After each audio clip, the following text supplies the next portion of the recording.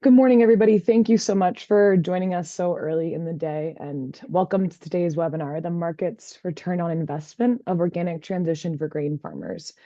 We know this is a really busy time of year, especially for grain farmers. So again, we really appreciate you joining us really early in your day. And I'm Bridget Gilmore. I'm Market Development Manager as part of our consulting team at Rodale Institute, and I'm hosting today's session. So our team supports organic farmers, those transitioning, and those who are just curious about organic production, as well as processors and handlers through transition to organic practices. And the markets arm of our team supports farmers to connect with buyers and vice versa, and organic market development. And we've partnered with the Organic Trade Association to grow the organic marketplace with TOP, the Transition to Organic Partnership Program. And for those of you who don't know what TOP is, it's a network assembled by the USDA's National Organic Program to help conventional farmers transition to organic and to support organic farmers to thrive. TOP offers a range of different benefits, including mentorship programs and development grants and technical assistance. And so this session today is supported through the USDA TOP program, which is administered by the Agricultural Marketing Services National Organic Program. And you can learn more about TOP through the website organictransition.org and see some of the other events that we're hosting, like today. And so today's session is the first of our virtual event series that's focused on organic markets for grain operations. And I just took a profitability and marketing course with OATS, the Organic Agronomy Training Services, that cited a study that shows long-term data shows that organic is more profitable from Purdue University from just about 2021. They looked at 5 years of financial data comparing common organic and conventional rotations and found that a typical organic soy, corn, and wheat rotation was $74 per acre more profitable than the same rotation under conventional management. So I just kick us off with that data because this webinar is really trying to aim to bring more farmers into the fold of those more profitable systems by highlighting experts, farmers and economic experts who have figured that out. So we're really aiming to help you to better understand the economic potential of organic markets and equip you with tools to evaluate your own transition if you're transitioning, or to help you to access stronger organic market opportunities if you're already certified organic. And today, we're joined by panelists Alexander Schultz of Argus Media, Matt Fitzgerald of Fitzgerald Organics and FarmFlow in Minnesota, and Will Glasick of Cow Creek Farm and Silver Tree Spirits in Illinois. And my last housekeeping note is that this webinar is being recorded and will be sent out to the audience at the end of this series. And so if you want to ask any questions, please put them in the Q&A box. If you'd like, you can also use that box to, the chat box, to introduce yourself and say where you're calling in from. We'd love to hear from you. And with that, I'll pass it to Alexander, who will set some context for us with an organic market grain outlook and its growth potential. Good morning, everyone. Thanks for joining. Thanks for the introduction, Bridget. Thanks for this forward. So today I was asked to give a little bit of a talk on organic markets. That's kind of my area of expertise. I give a lot of webinars and presentations, and we'll attend time, so I'll move it forward. Today we'll be talking through mostly corn and soy markets, but trying to show some of the developments and potentials in organic markets. Just some quick notices from my employer, and we can move on to the next slide. Perfect. So I want to start off by talking just a little bit about the demand side of the equation. Organic, it's not much worth in growing organic if we're not seeing it being eaten by the consumer. And we have good data coming out from the Organic Trade Association looking at organic food sales. We actually just got their 2024 data like a week or two ago, so very timely. And what the 2025 report on 2024 showed was not only did we see organic food sales increase across 2024, we've seen them, you can see on the chart there, we've had consistent growth in organic food sales, uh, through the past, through from 2014 on and even back past that. But the interesting thing to see was that organic has also increased its share of total food sales. Organic share spiked in 2020. This was a result of the COVID pandemic, of a lot of restaurants shutting down, people eating more at home. A lot of organic is consumed in the home, and we had that share decline over the past few years. But the growth in the organic food demand in 2024 exceeded the overall food demand. So we saw not only an expansion of the market, but an expansion in its share, which is very encouraging for organic. Next slide, please, Bridget. And food is one side of things, but a lot of organic gains are coming in the feed market, and there are a lot of sort of exciting prospects going on there. The organic dairy herd has been in a pretty consistent trend of retraction over the past few years, as you can see from the data here. This is both milk sold and cow's milk data estimated by my firm. You can see we've been in this really consistent downward trend over the past few years, but as of our most recent forecasts, we expect to see a return to expansion. A lot of this tightening came from high feed prices over a few years, pushing out smaller operators, leading to some early retirements, made it really expensive to expand your herd. But as feed prices have really come down over the past few years, it's created an environment that's much more conducive for expansion. So we expect to see a return to increases in the dairy herd as of this year, and which will hopefully feed increased demand for feed at the same time. Next slide, please, Bridget. Now, as we get into some of these markets and the exact details, we've been in a pretty volatile time these past few years between, these past few months even, just given the new trade situation. The organic soy market, which I'll focus on for the next few slides, is significantly driven by imports. We're importing about 2/3 of our needs for organic soy. And you can see, you'll look at this chart on the left, both meal and beans. Imports have been pretty strong over the past few years, but you look over at this chart on the right, you notice there have been some big changes in trends that have made new opportunities. In 2021, the U.S. Department of Commerce determined that the Indian government was illegally subsidizing soybean crush, and the U.S. government put significant duties on the importation of Indian meal. And if you look here, India's that light green goes from almost 17 million bushels worth of soy in 2021 to shrink to less than a million by this year. And with that loss of imports, with that increased cost, it created a really strong opportunity for U.S. producers to slip into that market and begin. We saw significant expansion in soy acres, which I'll get to in another slide, and that gave new opportunities for the U.S. to feed the market. And now, out here in 2024, it should be 2025 now. We have even more opportunities where changes in regulations could lead to more opportunities for domestic producers. The NOP put increased scrutiny on West African imports. You can see Africa's expanded as a significant supplier. We have the threat of tariffs. When tariffs went in place beginning of last month, we saw soybean meal prices up 5-6%. There are proposals on port fees. There are proposals to increase residue testing on organic imports. And with all of this discussion on imports and all these potential barriers, can create a lot of good opportunities for U.S. farmers to step in and fill that gap. Next slide, please, Bridget.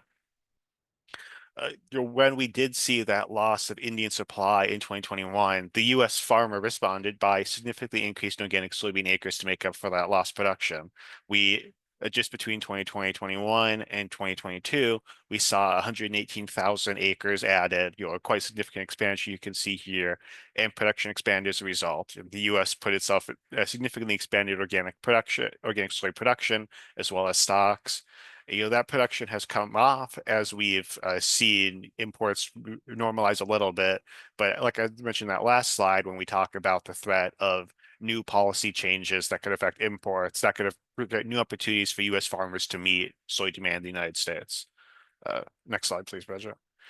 And with that expansion in U.S. production back in 2021 and 22, this slide here, maybe just briefly explain, those blue bars in front, those are going to be your demand, both feed and food use. And then the back, that's going to be your supply, imports in light gray, production in dark gray, and then carryover stocks in orange. You can see the market grew after the significant U.S. production, grew a little bit of a gap, and we had some significant supply excesses over the past few years, where we were carrying over significant ending stocks in the prior year. But as we look at our new forecasts, we see, and we've seen this in the market, we've seen this market tightening up. And as we move into the 2025-26 marketing year, we're looking at a much tighter market with much greater opportunities for growth and for bullish potential. Can I get the next slide, please, Bridget? Now we have that growth potential in the soy market, on the corn market. Uh, very similar chart here with demand in blue in front and supply in the back. U.S. organic corn market, unlike soy, is heavily domestically fed. We produce over 80% of the organic corn used in the United States, with only a little bit being imported. And even as we saw some of these expansion acres here, we saw a little bit of a long position extend in the market, and this suppressed and weighed on U.S. corn prices over the past few years. We've seen prices coming off a little bit, but as we've seen imports come off a little bit, which I'll discuss in the next slide, and as we've seen production tamp down a little bit, we've seen the market tighten up significantly, which will create opportunity for growth in price over the next year or two. Next slide, please, Bridget. And while I mentioned that U.S. organic corn market is primarily fed by domestic production, we also do import a non-trivial amount. Last marketing year, 23-24, we saw more of a traction in imports as the U.S. farmer was better able to meet U.S. needs. And into 24-25, as we see low prices domestically, as we see prices domestically be a little bit lower, it's pushed out imports, and we've seen imports tighten as a result, which will give even more opportunities for the U.S. farmer to be meeting U.S. organic corn demand. And we expect that trend to continue into coming years. Next slide, please, Bridget. And that, where does this leave the U.S. corn market? We did start this market off pretty tight. Prices here in the Corn Belt, I live up in Minnesota, so around me are, sub $7 to start the year. But we had a little bit of a move in production. We had some improvements in data that allow our data to be a bit more accurate. Imports declined only slightly in 23-24, which did leave some high stocks in the market, but we expect further contraction in imports, which will give more opportunities to U.S. farmers. And imports, frankly, matter less every year as the U.S. organic farmer produces more. There's less and less need to be bringing in corn from Turkey, Argentina, and other suppliers. But as we look into the future of the corn market and the soy market, the key is really going to be where that growth is going to be growth, especially in feed. Most of this is going to be going into your feed market. So if we continue to see expansion in that dairy market I mentioned earlier, and in poultry and other markets, we should expect to see strong growth in the organic corn soy markets, both in terms of production and in terms of strong prices. I believe that's my last slide, Bridget, so I'll pass it back to you. And there's my contact information if anyone has any questions. Thanks so much, Alexander, for that, big picture context and view at organic markets. And I think that's helpful context and important that I think successful organic farms are aware of these fluctuations and remain steady and not so reactive to the ever-changing conditions of organic markets. And I think with that, we'll pass it over to Will Glasick, who will tell us a little bit more about his farm, his markets, and how he assesses his return on investment for organic transition. And pass it over to Will Glasick. Thanks, Bridget. Welcome, everybody. Again, my name's Will Glasick from Cow Creek Farm. You can kind of move through these a little quick, Bridget. We are in central Illinois. We're a 800-acre certified organic farm. I am very blessed with the opportunity to be a second-generation organic farmer. In 2002, my parents transitioned to organic on a pretty diverse 400-acre farm, including cattle, hogs, chickens, as well as corn, soybeans, oats, wheat, and hay.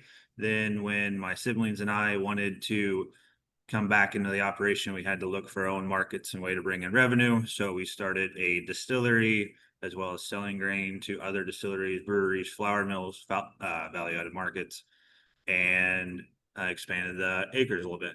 Next. One thing that my parents really tried to do, and I think this is super important for anyone getting into organic or just farming in general, is try to find the hidden profit margins.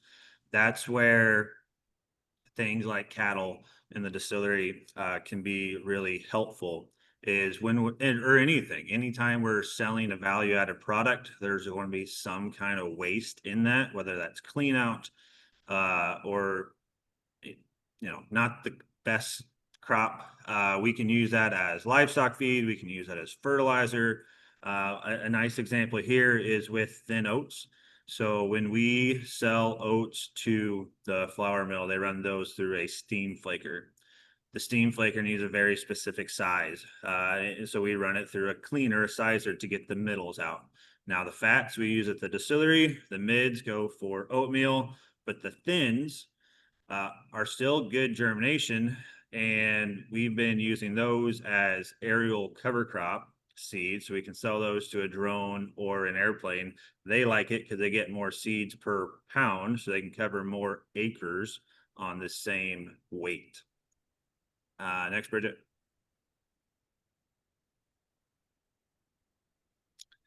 And then when it comes to marketing, whether this is transition or organic, I really try to look at a pyramid approach where some of the stuff we sell is in ultra small packages, and that's going to bring us the largest net, but ultimately the smallest volume.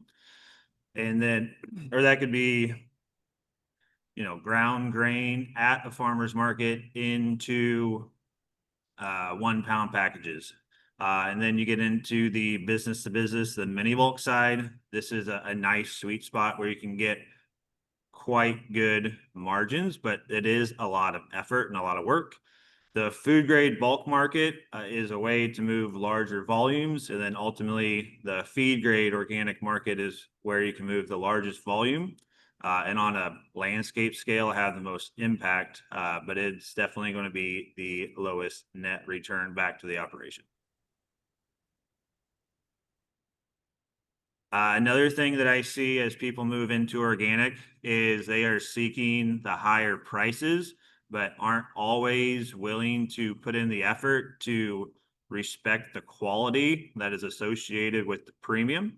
So I wanted to bring this up just kind of as a cautionary tale that if you are getting into organic, or if you're moving from feed grade to food grade, or you want to start your own direct market operation, be respectful of the quality that is associated with the premium.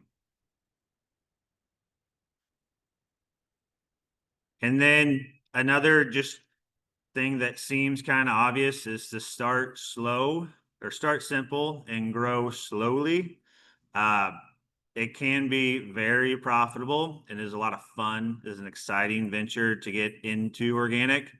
And for me personally, it's the way that as a younger farmer, my dad did not step aside, so he kept on farming. So I had to start my own operation and then join into his later on. So I had to go out and buy all my own equipment. And as an organic farmer, the lower entry cost point compared to conventional is one that allowed me to get into farming. But with that being said, it is pretty easy to get wrapped up in a lot of iron, and iron can be expensive. But if you're handy with a wrench, you can buy a bunch of cheap iron and fix it up to be very effective. And then just really quick, we're going to go through some of the grain markets that we have. We do grow a bunch of hybrid yellow corn. Most of that is sold into the poultry feed. Some of that is moved into food grade markets or whiskey markets. And then all of the spent mash and the screenings get fed to hogs or cattle as basically a free form of livestock feed. We do a little bit of open pollinated yellow corn. Some of this goes in for spirits, but a lot of it also goes into grits. The higher beta carotene content of this corn brings on a richer, deeper color to the end product. This is one of my favorites. We do grow a red corn called Bloody Butcher.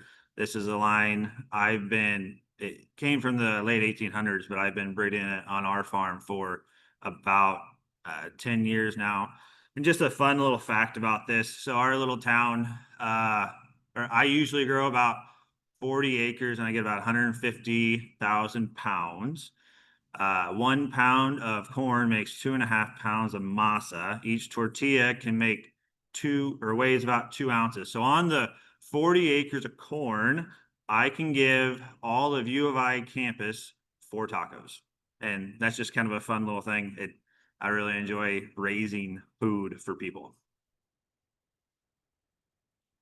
Soybeans, most of our soybeans, like Alexander was saying, go into the meal market. They get crushed, but I think soy sauce is one that can definitely use the dark Highland soybeans. We have not thought, or we haven't raised any clear Highland tofu beans, but for right now, we're focusing on food grade for our grains, because the soybean market, the feed grade soybean market, has been solidly strong.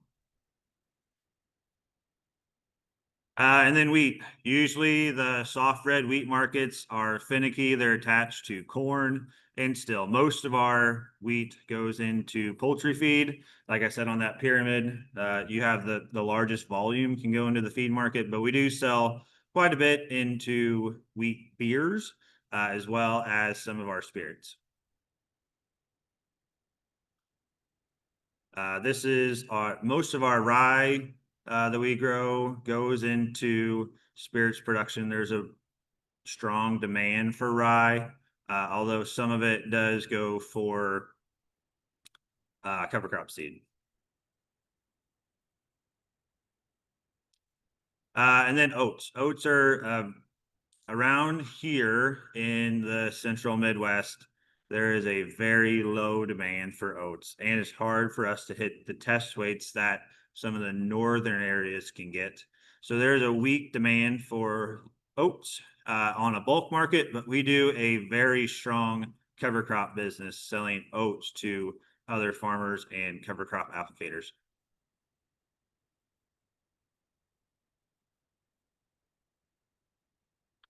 And then I just want to share, this is something that I built based on what Richard Ritter had originally created a few years back. And it's a nice little, Richard Ritter, I'll just give him a shout out. He's in the audience today.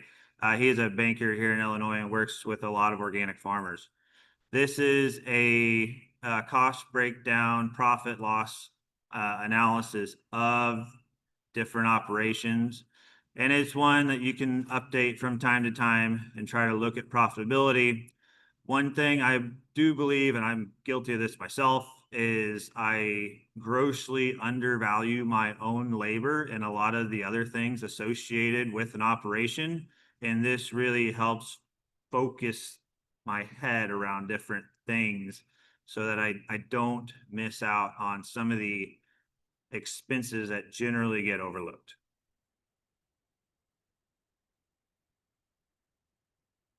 Yeah, this is my contact information. Feel free to reach out.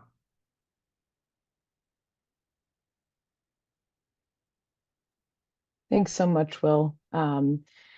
And we'll now pass it over to Matt. Just transitioning slides here. Will, I appreciate the pictures, and I appreciate just the overview that you gave, and we'll make sure that everybody gets the resource from Richard that you shared as well, as part of the follow-up resources. Okay.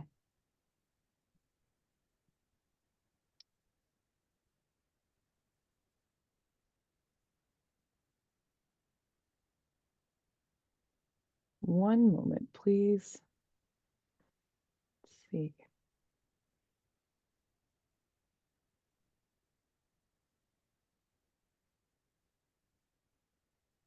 And please continue to put questions in the chat.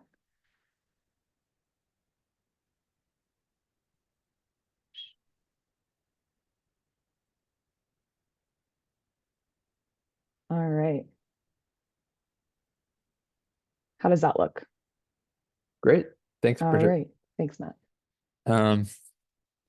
Will, your presentation's making me like a little hungry and a little thirsty, so thank you for that. It's too early in the morning to be thinking about rye whiskey, but maybe some oats or something tasty. Some tacos, breakfast tacos. Good morning, everyone. My name is Matthew Fitzgerald. I'm an organic farmer in the state of Minnesota. We farm in Glencoe, Minnesota, which is about an hour west of Minneapolis, St. Paul. Like Will, I'm a second generation farmer. So our family farm started in 2000 on non-family farmland. So our farm today covers about 2,700 acres, starting off with 200 25 years ago. So our farm has really grown as the organic industry has grown. We've participated in that, tried to champion it, and are big believers of it because as non-multi-generation family farmers, organics has allowed us to create room to come back. So just wanted to call out, it's a team effort. Organic farming requires a higher level of management, and it also requires a much higher level of labor. So for our farm, relatively speaking, we've got a big team. We've got about 6 folks that work for us in the middle of the season. And so I want to just call out that our success on our farm is really based around team effort. Let's go to the next slide. So our farm, part of the conversation today is about transition. Historically, we have used alfalfa as a transition crop. So for the first 10 to 15 years that we were operating, there was a much stronger local dairy market. And as the conventional dairy market has declined, that's changed our transition plan. So originally, we used to use a lot of alfalfa 2 or 3 years, taking conventional farm ground and moving to organic. And we liked that practice because it did a couple of things. It gave us a continuous cover, allowed the soil to rest. Deep taproots from the alfalfa was good for sort of soil health, reducing compaction, and then continuous mowing and haying allowed us to really control weeds in that transition period. As that conventional market for alfalfa has declined in our region, we've moved to a different rotation. So currently we use dry yellow peas, sometimes known as field peas, and those are a food grade market. So we'll do that the first year, and that puts down a nice nitrogen credit. After harvest in early fall, late summer, we're seeding a winter wheat, which gives us that continuous cover. Seeding winter wheat may be underseeded with a cover crop or removed at harvest the following year with a manure application and a cover crop rolling into organic crop rotation. So then we're typically a corn and soybeans, like most of the upper Midwest for feed markets. We have a few market opportunities in our region for food grade. Could be oats. There's a food grade soybean market as well in Minnesota, and a couple of canning crops. So there's canning peas and canning sweet corn. And then depending on the year and the market, we also dabble in edible beans. So black beans, kidney beans, pintos. We have grown other things over the years as well. Hemp 2019, like a lot of folks, I thought we were going to become wildly rich, successful farmers, and that did not happen. So, as a warning, if something sounds too good to be true, it probably is. And so tread lightly and carefully. So I appreciated Will's comments about entering things slowly and doing that well. We have tried Kernza on kind of small test plot size. We've not entered the Kernza market, but that's a cooperative effort that's happening here in the upper Midwest, a perennial wheatgrass that's very exciting. Again, there's a oat market that's emerging southern Minnesota, northern Iowa around a cooperative effort. So there's a couple of interesting kind of cooperative efforts that are developing markets. And so, I'd recommend anyone that's participating here to take the time to research your market, just a simple Google search, going to any other kind of farm network meetings. So if there's a farmer member organization, say Farmers Union or Farm Bureau events that you can attend, meetups maybe through different nonprofits, try and ask other farmers what they're growing, who they're selling it to. People are pretty friendly to share. So that's a good place to start to learn if there's any other, especially markets that can find you higher margins. Let's go to the next slide. So one of the things I wanted to share when thinking about transitioning, what's the number one thing for success? And often as farmers, we're guilty of thinking of success as being raising big yields. So we'll just talk about that. 3 years ago on our farm, I had a friend who's a data scientist crunch a bunch of numbers, and I asked him the question, what can we do to raise the biggest yields possible? And so we took a 3-year study and we looked at crop rotation, fertility, variety, seeding date, rainfall, heat units. And we also looked at our organic practices. So we looked at the number of organic weed control passes we were doing. So weed control, be it a tine weeding pass or cultivator pass, as well as the frequency of those passes. So were we in a field every 4 or 5 days or every 7 or 8 or 9 days? And what we learned when we ran this 3-year regression was that the number one factor was the frequency of passes. So said differently, the more often you're in your fields, the better the yields. And to make that even more concrete, we learned that if we're in a field every 5 days or every 7 days, we were seeing a 3 to 4 bushel increase in yield. If you told the farmer like, hey, the more you weed, the better your yield, we're all going to say, yeah, okay, Matthew, that makes sense. But what we learned on our own farm, despite having 25 years of experience, we weren't always executing well, meaning sometimes we were a little bit behind schedule. Maybe a big rainfall event happened and we were out of the fields for a couple of days. Maybe a piece of equipment broke down, a tractor broke. Maybe we've got a field with a really grumpy neighbor and no one wants to go there. There's any number of reasons why we weren't always doing what we aspired to do. And so we knew two things. There was a gap, and we knew if we could close that gap, we could increase our yields. And so doing the right thing at the right time, in the right place was the number one thing we did. So how could we actually hold ourselves accountable to that? So if we go to the next slide. Okay, this is $1 million idea that you can have for free. How about that? This is a great return on investment today, everyone. So thanks for making the time. What I'm showing you is what we call the farm flow system.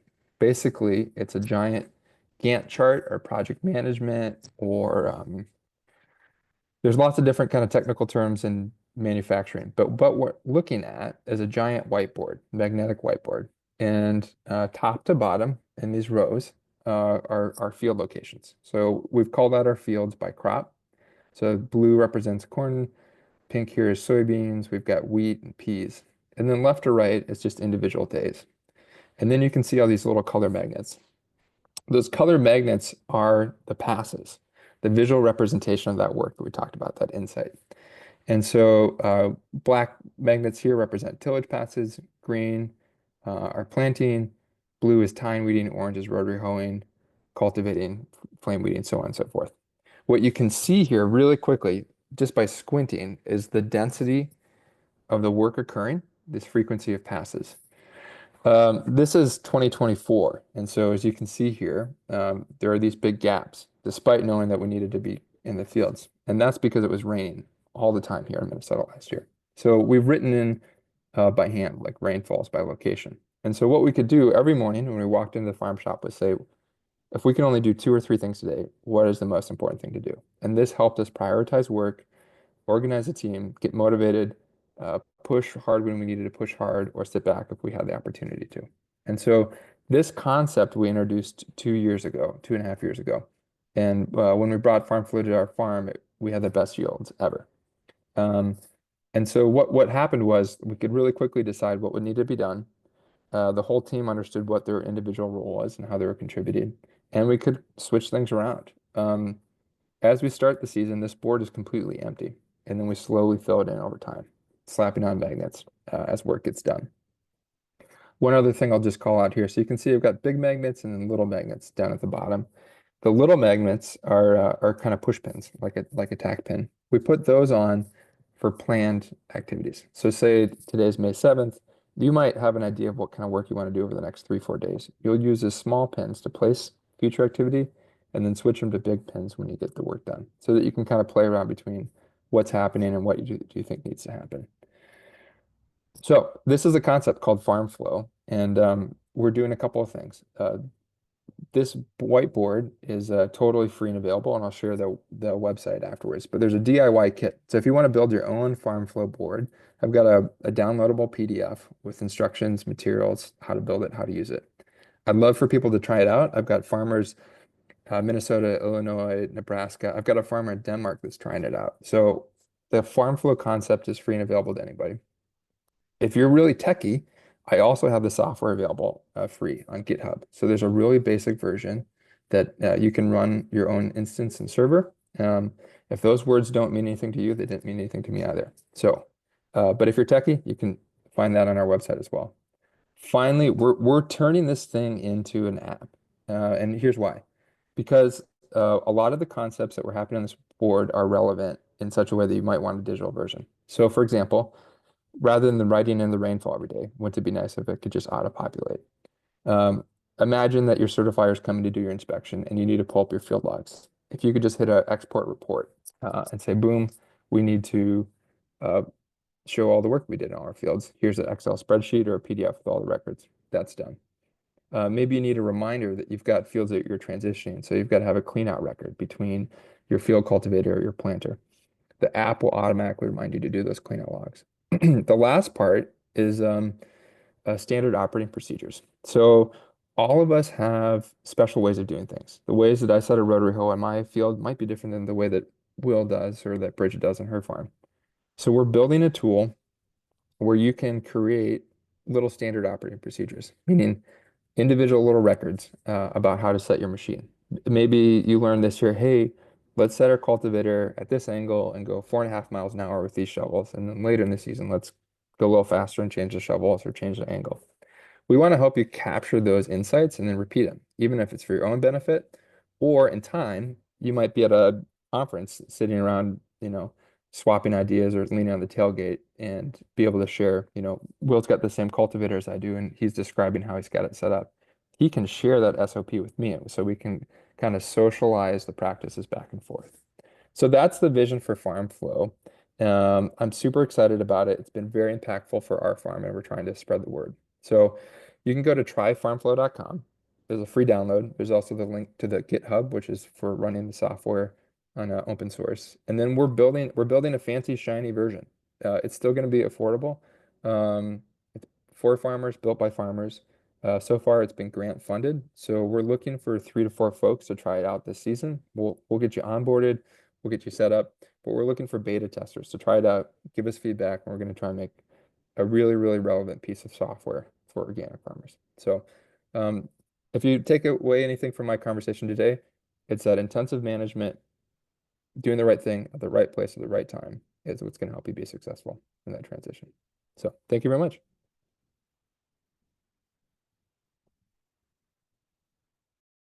Thanks, Matt. And here's Matt's contact info, so you can reach out to him.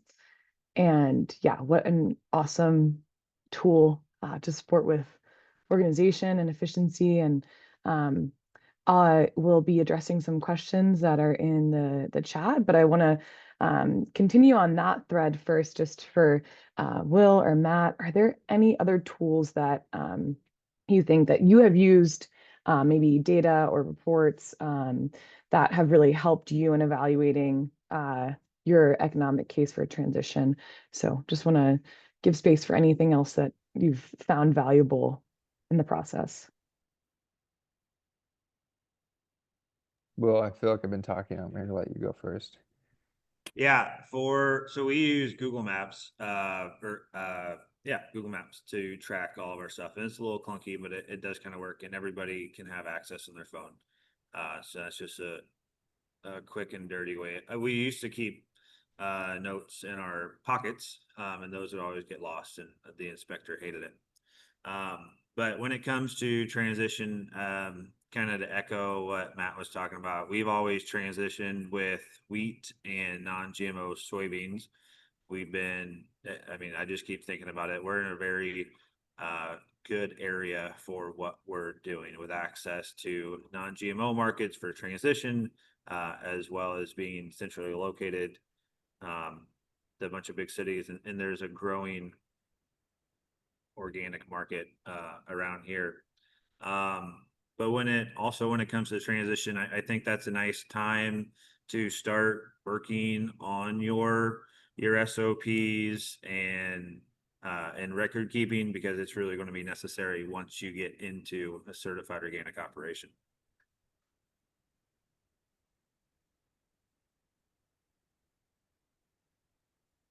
Thanks, Will.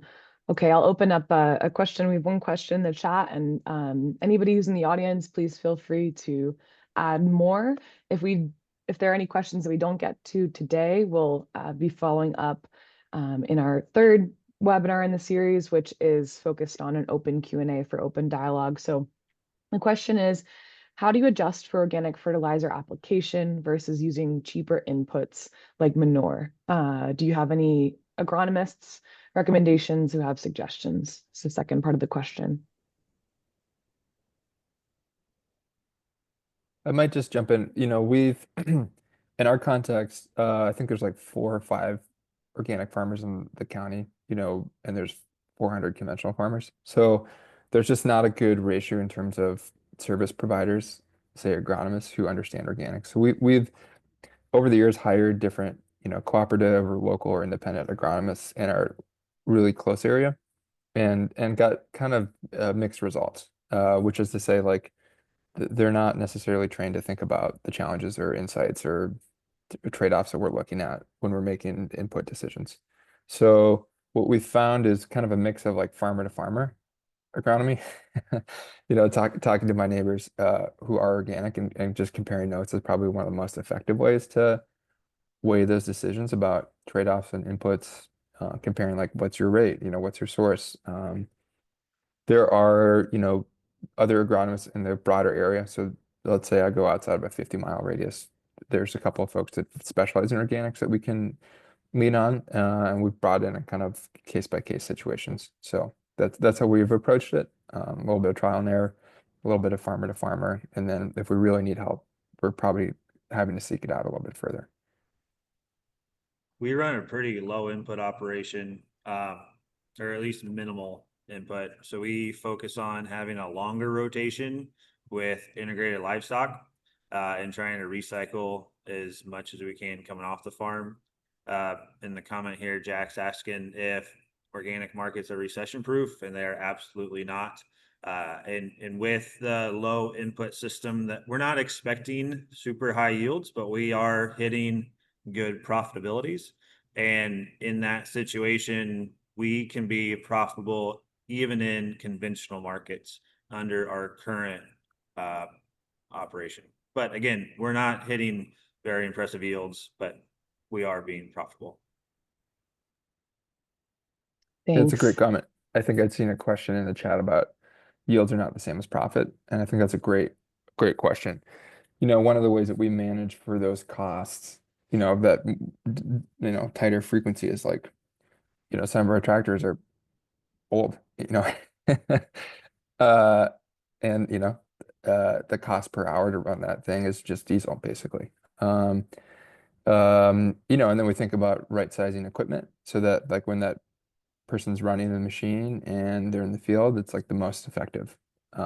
So, matching your size of equipment to your operation to think about the efficacy of those hours, balancing the kind of Will's point. It's really tempting to like it's a I think an adage like have lots of tools in the toolbox. Like anytime you talk to an organic farmer, which is also like go to auctions and buy lots of stuff, which can be dangerous. So, if you can, especially if you're starting out or transitioning, beg, borrow, steal as much as possible. If you've got somebody in your network who's another organic farmer, see if you can work trade with them. See if you can borrow equipment. Maybe you run the cultivator at their farm for a day or two. They'll benefit from your labor and effort. You'll learn how to use their machine, and then maybe you can use that on your transitioning field as a way to keep that cost low.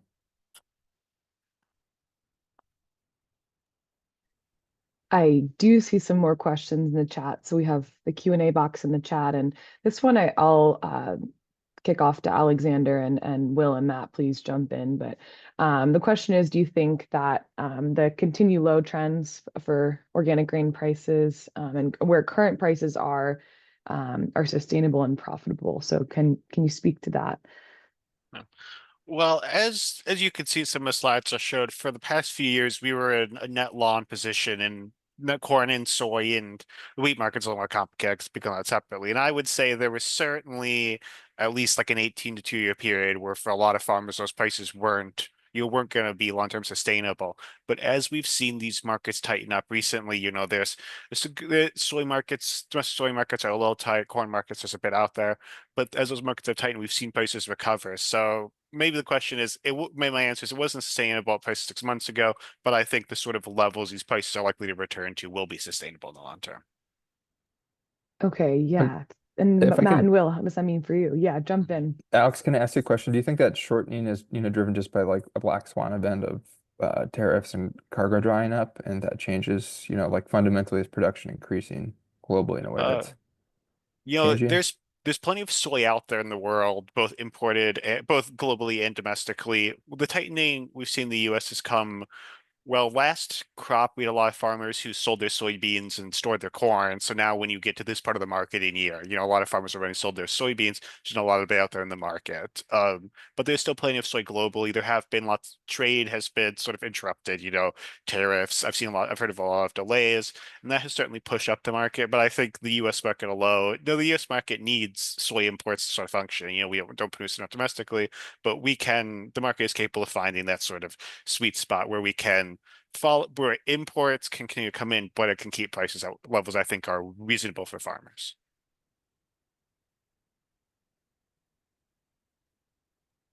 Yeah, I'm wondering, Matt and Will, if you can speak a little bit more to how those how these fluctuations impact your decisions year to year.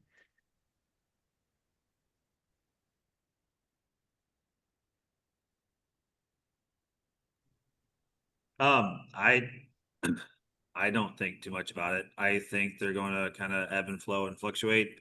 Like I said earlier, I try to keep our cost of production low, so that we can be profitable, even if we have to tighten our belts through a low market.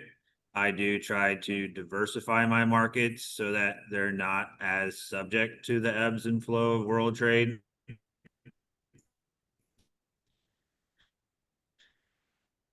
And often with my parents is that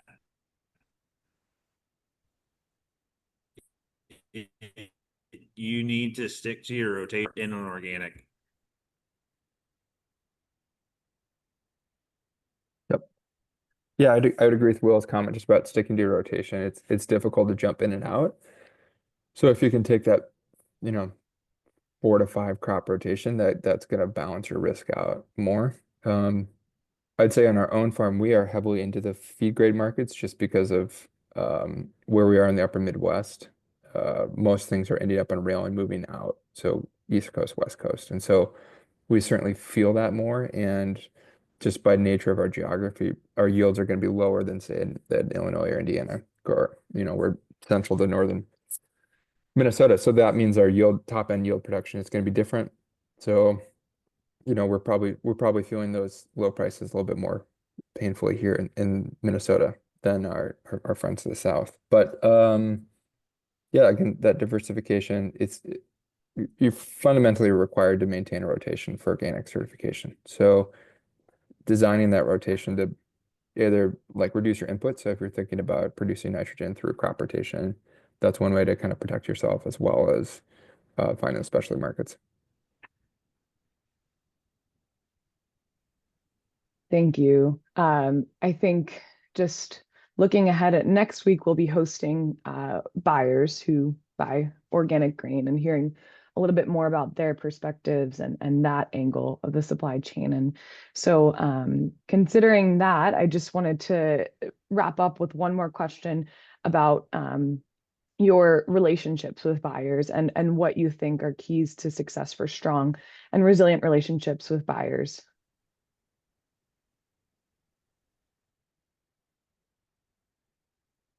Regular and often phone calls. Just Yeah. keep your face, stay in front of the buyers. If you can, get them on your farm or go visit them too. I think that changes dynamics. Um, when I'm thinking about contracting, I'm trying to look for active God contracts, that there's been a shift in the market. So when we started 20 years ago, 25 years ago, it was really, acres contracts. So whatever the production was. And there was a relationship that said, hey, Fitzgerald's produce about this much. We understand that these acres equal that. It's really moved towards a bushel contract as the volumes have changed. And that I think is, frankly, just probably a negative thing because that changes the dynamic from a highly relational kind of dynamic to more of a transactional dynamic. So we do try and think about who we're selling to and what are their behaviors. So not all buyers are 100% domestic. Who are their end users, and so just understand if you're, selling to a buyer who may also be importing, what's that mean? Good or bad?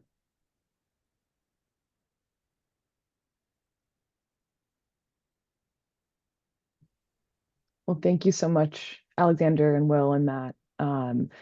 I'll share my screen again just so you can see what we have in store coming up. So as I mentioned, this is a three-part series. Today's session was about the return on investment for organic transition for organic grain. Next week, same time, same place. We'll be focusing on buyer perspectives on organic grain sourcing. And so we have buyers joining us from Bay State Milling, Mad Markets, Little Bucks, and Cairn Spring Mill.